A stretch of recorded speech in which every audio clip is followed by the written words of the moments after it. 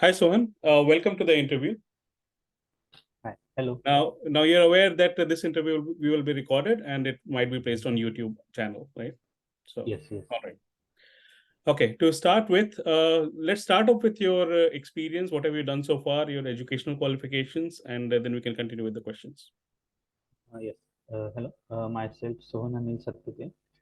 Currently, I'm working as a DevOps engineer with an Ahmedabad-based company. So currently, I have total 3+ years of experience in IT field and 2+ years of experience in AWS and DevOps field. So majorly currently I am working on the project which is a site building platform, which is a Canada based project. So basically this project is a financial related project, and inside this project there are around 12 tenants present. So all these 12 tenants are financial related. There are some banking sites, some financial institution. So we have to manage their all the sites, their databases, and all their operations. Okay, so our team is managing all of these tasks. So currently we were using the Jira management tool for all our tickets. So the day-to-day activities start with checking our emails, also how many tickets are assigned. Then we divided the tickets and start working on that task. As soon as we completed our task, we updated the ticket and assigned back to our clients for the verification. So our day-to-day tasks consist of the tickets like the deployment on the productions, like the site launch.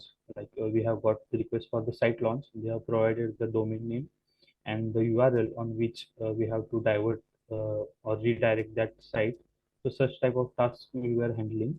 Also, we got currently we were majorly working on the Jenkins migration. So previously, client has the Jenkins on the ThinkOn servers. So currently they are willing to migrate on the AWS cloud. So currently I'm working with this task. So I am doing this task since 2 to 3 weeks. So I have tested all the tasks that we have copied from the ThinkOn servers to AWS servers. So we need to done the changes into the Ansible scripts, as these Ansible scripts are prepared according to that ThinkOn servers.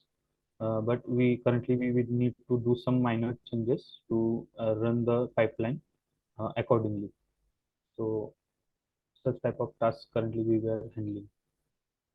So and majorly we got tickets like the we were majorly working with the certificates management. Like all these 12 tenants has multiple sites that we have managing. So also we have to manage their certificates. So we generate the CSR certificate, means certificate sign-in request. So basically, we will do in that we add the domain name and their SAN names, means subject alternative names. So by using this CSR, we provide the CSR to the our client, and client purchase the certificate and send back to us. And so after that, we done the installation of that certificate. Also, we done the testing on the SSL checker, and such type of tasks currently we were also managing. Okay, all right. So I see that you have worked on Jenkins quite much. Yes. Can you walk through an example of Jenkins pipeline that you have created? Tell me about the stages, integration with source control. Uh, Yes, yes. yep, So some complex currently, builds. can I tell my current situation? Yep. Yes. Okay. So currently, we have total 13 jobs running in our production pipeline. So basically, what happened? The developers push their code into the GitHub. Sorry, GitLab. We're currently using GitLab. So as soon as a developer pushed their code into GitLab, we generate client generated the ticket about the deployment once the testing is done. So as soon as we got the deployment ticket, we schedule that deployment because as the time Canada time and Indian times there are difference of the timing. So we schedule properly outside the working hours of the client time. Okay, so we select the version number as the client provided to us. After that, once the deployment is running, we first do the Nginx maintenance.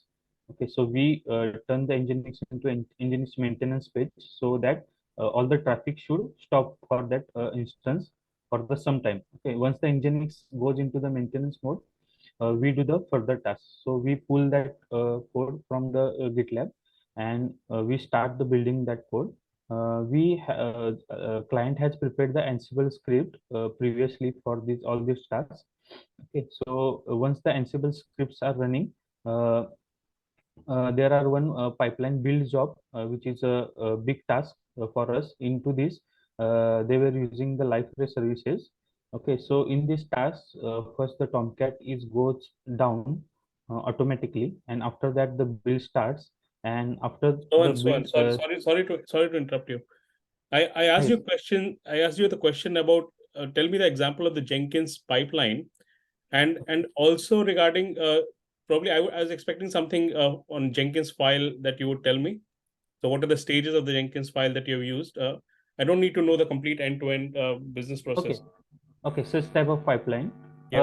I do not much work on the Jenkins file. I have idea about the declarative pipeline. Can I tell about that? Okay. Yep. Yes, I have in my previous organization, I work on the declarative pipeline. So basically, declarative pipeline are the recent approach for the pipeline as a code. Okay, so inside this, we do not have to create different jobs. So we assign these jobs into the one pipeline, which is called as a declarative pipeline. So in the structure of the declarative pipeline is start with the word pipeline itself. After that pipeline, we have to mention the agent. So agent is the machine on which our task is running actually. So here we have to mention the agent. We can allow all the servers on which this pipeline can be run.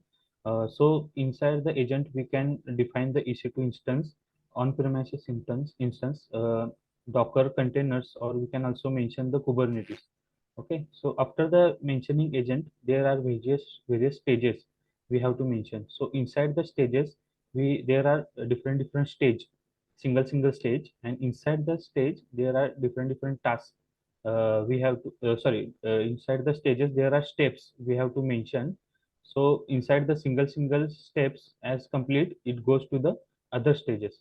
So such type of structure is the of declarative pipeline. Okay. Can you tell me about some of the plugins that you might have used? Yes, the basically basic plugins are the green balls plugins, like the GitLab plugin, also the Jenkins CLI plugin, Jenkins backup plugin. Such type of plugin I have recovering right now. Okay. Now, in case of any issues, can you tell me about how do you handle the rollbacks to the previous builds? Yes, inside our current setup, if there is any problem in the ongoing deployment, so we just change the version. uh, we can check the previous version, which version we have deployed previously, and we can change that version and redeployment and do the redeployment again. So this is the rollback strategy for in your current situation. Mm-hmm. Okay. How many types of deployments are there? Can you tell me about, let's say, blue-green deployments, canary deployments? What do you understand by that? Deployment types, not much idea about this.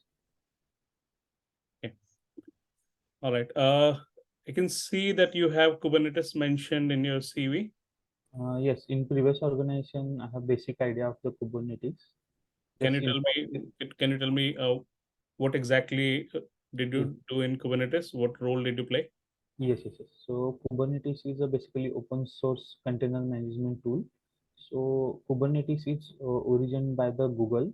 So basically, Google has developed the Kubernetes, and after it renamed to the Kubernetes. Okay, so basically Kubernetes what do? It do the container management tool. Okay, so there are the basic master and worker architecture in the Kubernetes. Okay, so if we see in the master architecture, so there are the four components in the master architecture. Okay, so first is a API cluster, second is a etcd cluster, third is a control manager, and fourth is a kube scheduler. Okay, so what API cluster is do? It is the we can say it is the front end of the Kubernetes. Okay, so all the interaction is happening with the API cluster.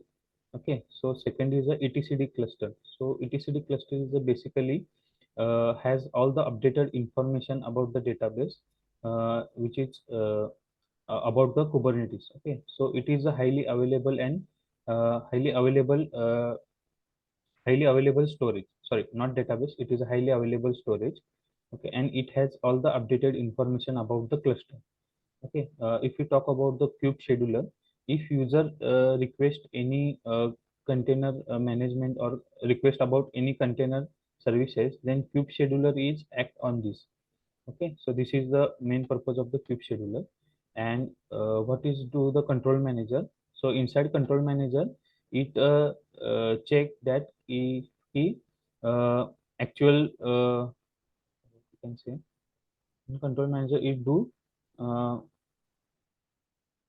present state with what is our ideal state. Okay, so it matches our present state with the what our ideal state should be. Okay, so in worker node there are three components like the kube proxy. Okay, so kubelet. First is a kubelet, second is a kube proxy, and third is a container engine.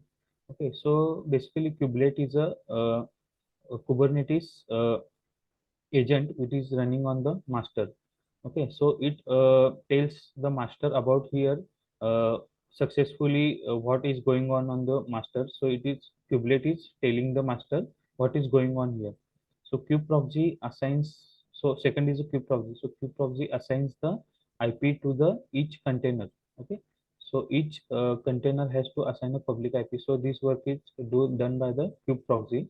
And third is a container engine. Container engine has the responsibility to run the all the container operations. So such is a basic architecture of the Kubernetes I have learned at that time. Okay. Now, can you tell me what are the different services in Kubernetes?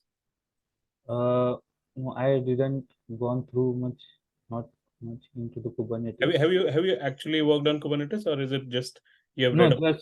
just I have observed the what my seniors have done. Okay. So I And believe. this current organization, they were also not using the Kubernetes. Okay, all right. So you wouldn't know anything about service discovery and the load balancing and No. different integrations. Okay, No. all right. Uh, Tell me about a challenging situation. I see that you have done AWS and you are also certified, right? Yes. Tell me about a challenging situation where you had to ensure high availability and disaster recovery using AWS services. Yes, currently our company has our own product that also we were working side by side. So inside this project, we got the request for the migration. So in previous time, they were using the low configuration servers for the our the application. So this application is basically similar to the Jira software, as we can compare for simplicity. Okay, so such type of software in previous time there are the low number of the employee that they are using this software though. So that's why company kept the low size instances for that application. But after some time, the employee numbers get increased. So that's why there are lots of CPU utilization going on that server. So day by day, we got frequently alerts for the CPU utilization, and such instances sometimes also go down. So that's why we got request for the migration. So we migrated all the application, all all these application from currently they were using T3 micro, and we upgraded to the M I think M5 large, I think. So such the such type of task we were handling. Okay. Tell me about some of the monitoring and alerting techniques that you have used. In current projects, they have used, I means our client is using the Jabex alerts. So once we got call means the issue is triggered, we log in into observe monitoring, and inside the observe monitoring we get the details about that alert on which servers the CPU utilization is high, which Telegraph post is down. Such type of alerts we got daily on daily Okay. basis. And what do you do of those alerts? Okay, so if once we got the alert about the like majorly client were using the Liferay service. Okay, so if one of the servers got alert of the CPU utilization, mainly the Tomcat process is taking lot of space.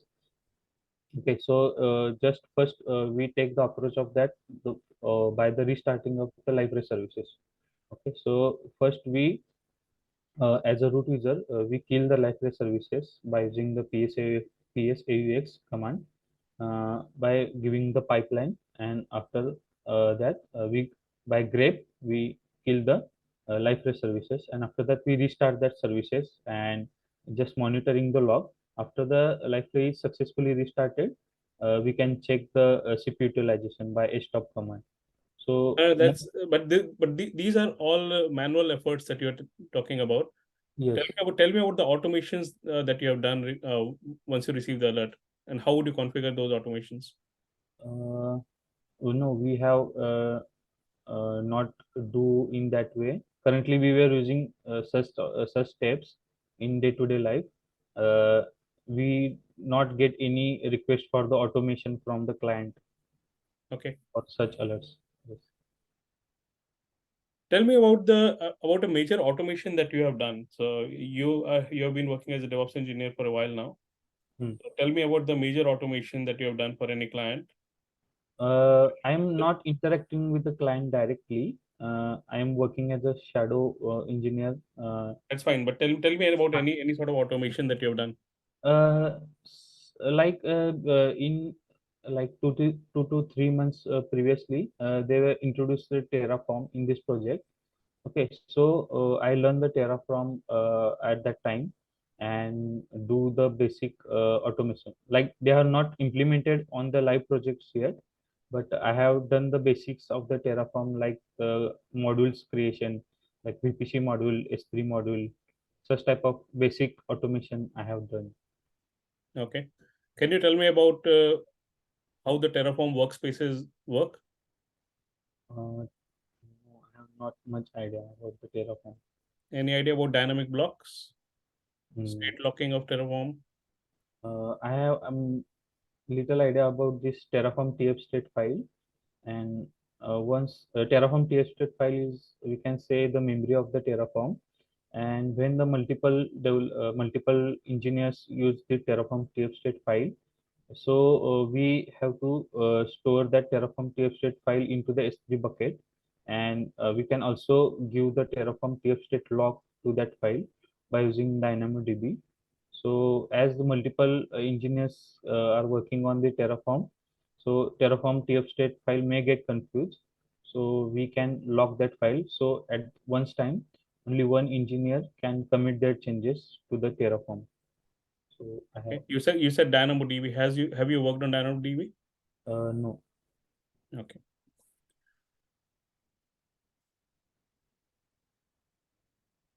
All right. Tell me something about your CI and CD, and how would you integrate your CI with the CD? Have you used any uh, Artifactory management solutions? No. Where do you store your binaries once you have compiled it in your CI? Uh, they they were using. Uh, I am also means I am basically do the deployments, and after the part, my colleague is handling all the tasks. So I have also not have much idea about this. Mhm. All right. I see that you have worked on the installation tickets for SSL certificates across several domains. Yes. Can you tell me about how would you install SSL certificates? Can you give me in steps? So if I need to install an SSL certificate for a domain, what are Mm. the steps involved?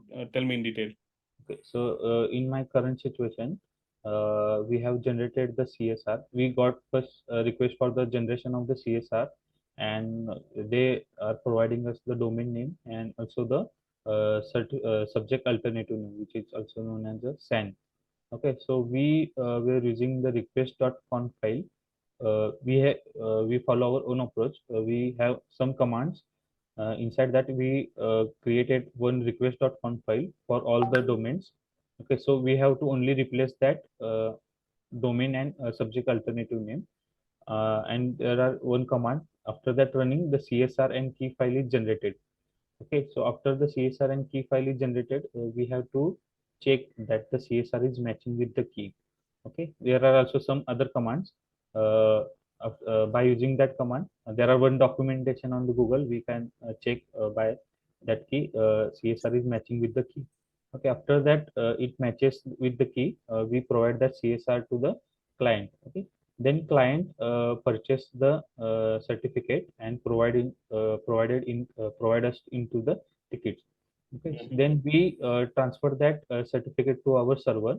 Okay, and we make in etc SSL request, we make a directory name with the domain name, and inside that we place that CSR key and the certificate provided by the client. Okay, so inside the certificate, there are also three types. Sorry, two types. Uh, Basically, sometimes client only provides the name certificate. Okay, there are the change certificates. So inside the certificate at the top, there is a name certificate. In the middle, there is a intermediate certificate, and at the bottom there is a root certificate. Okay, so this is the chain of the SSL certificate. So sometimes they provide only the name certificate, or sometimes they provide the bundle of the certificates. Okay, when we purchase the certificate authority provides us the bundle certificate. Okay, so we have to create the new certificate with these three certificates. Okay, so inside the notepad we have to, on the top we have to put the name certificate, in the middle intermediate, and at the bottom root certificate. And that certificate we have, and we then we have go to the Nginx server where the domain is hosted, where the site is hosted. Okay, and inside this configuration, we have to change the SSL path and SSL certificate path and SSL key path. Then we have to change that path. Okay, once the path is changed, we do the syntax check like nginx -t, and after that we reload the nginx. Okay, after that reload, we go to the SSL checker. Okay, there is multiple sites for the SSL checker, and we just put the domain name. Okay, and after the hit search button, they provide us the expiry date, installation date.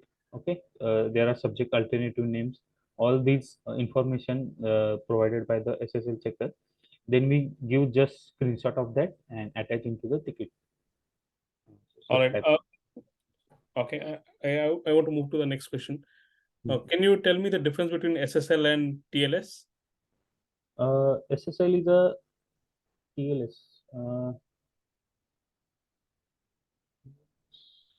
Do you know about TLS handshake? I have heard, but TLS. Recently we will work on the TLS version 1.3, where that has installed into the Nginx. But not much idea about between these two.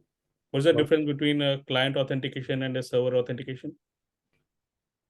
about authentication?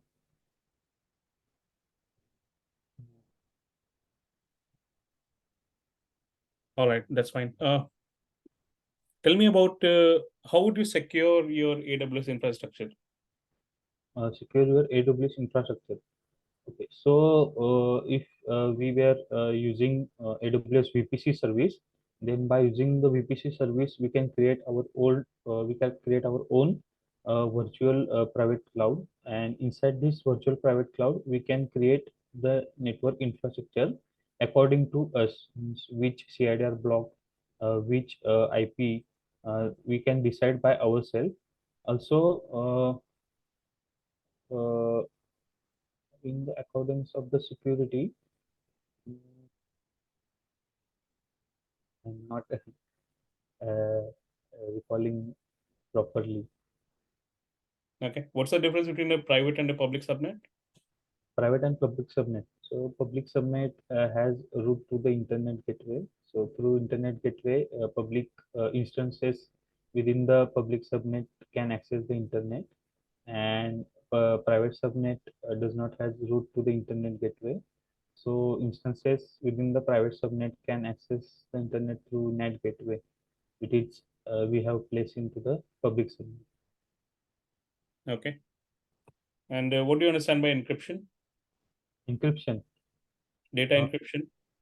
so data encryption means for the security purpose, we encrypt our data, and by using the key, we can decrypt that data. So Okay. there is one example in S3 key. So S3, once we encrypt our S3 bucket, by using S3 key, we can decrypt the data. It's also same in the Ansible, which is Ansible Vault. Uh, by using What Ansible are Vault. what are the different types of encryption that you can use? Uh, Okay. Now, what sort of databases have you used? Currently, we're working MySQL only, but not only when we get the site launch request with the database configuration, we only take the database ID from the MySQL. Only I can only have that time of interaction only with the MySQL, Okay. not How much do you how do you ensure high availability of your database?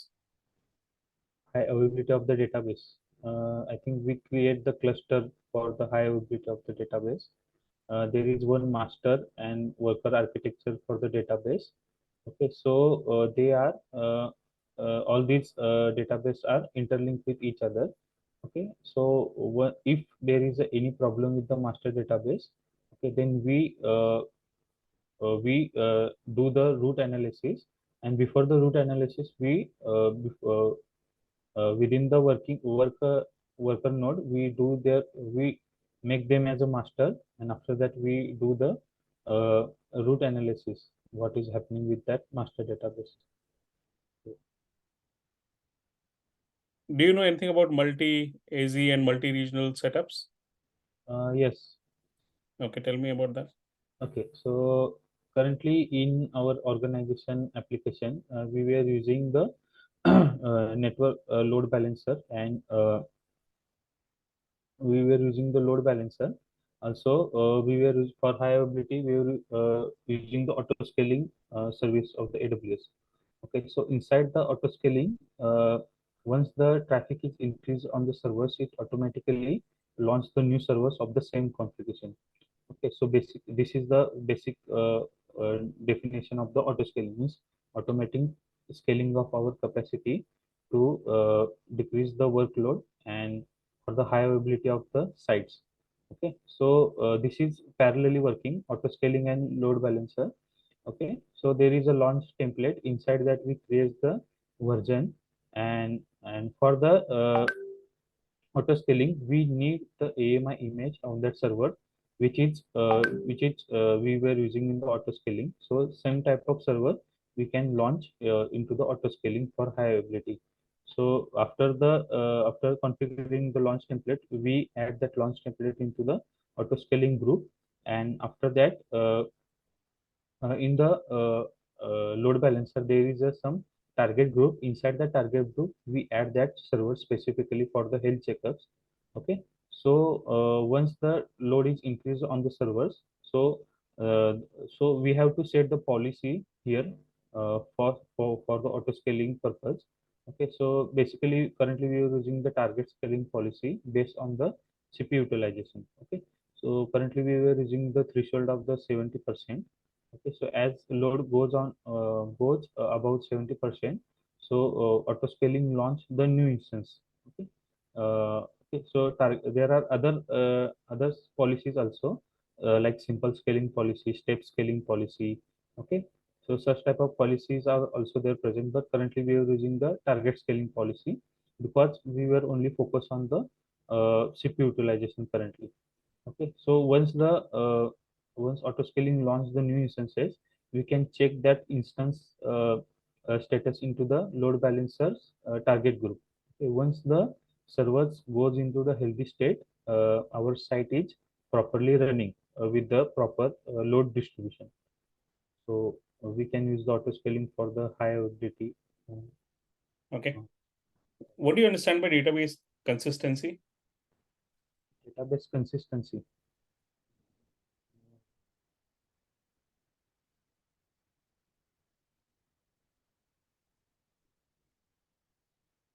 No. Okay. All right. Tell me about the most complex project that you did, and the most challenging problems that you faced in delivering it. Uh, the most challenging problem I can say that working with the PF Sense.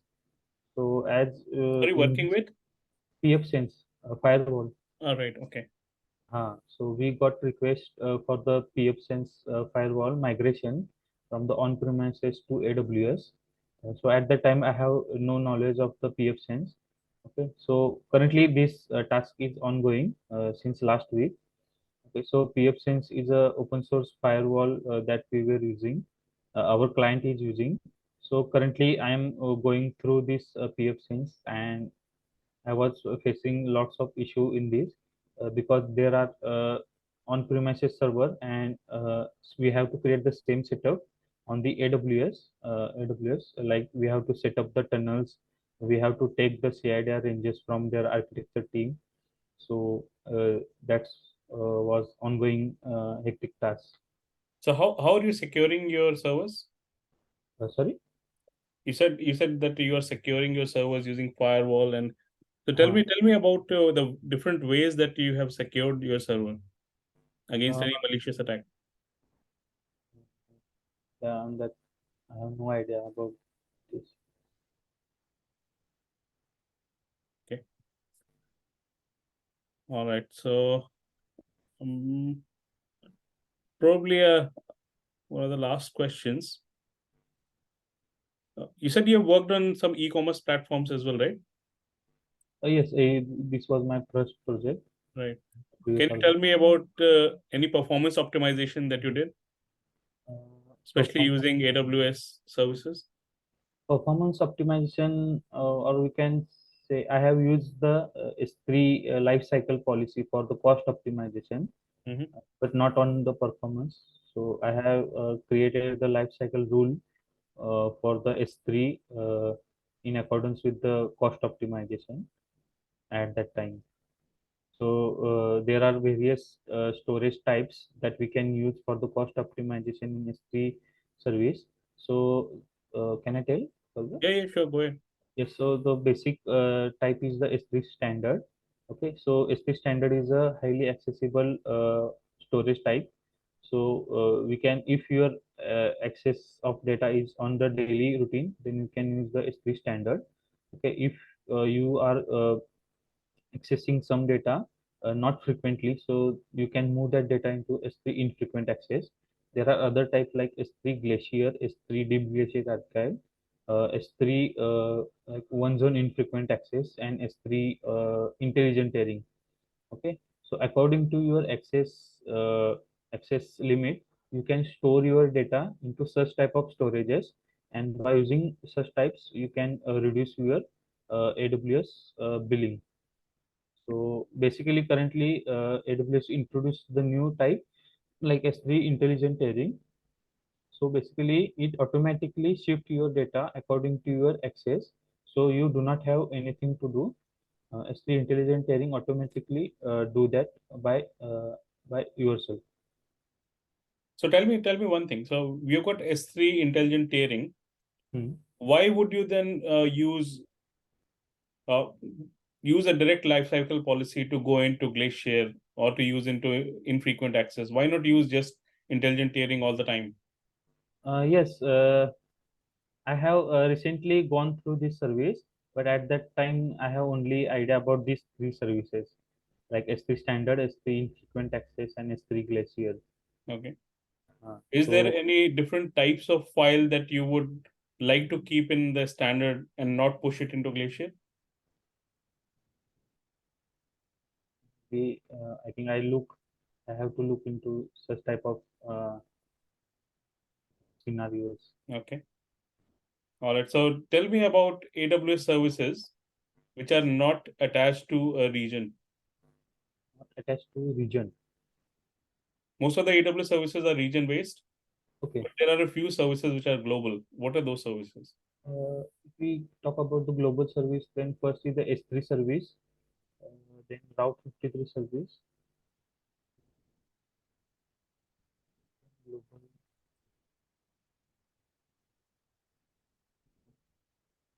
recalling these two services. IAM? What do you think of that? Yes, yes, I am. Yes. Okay. What is IAM?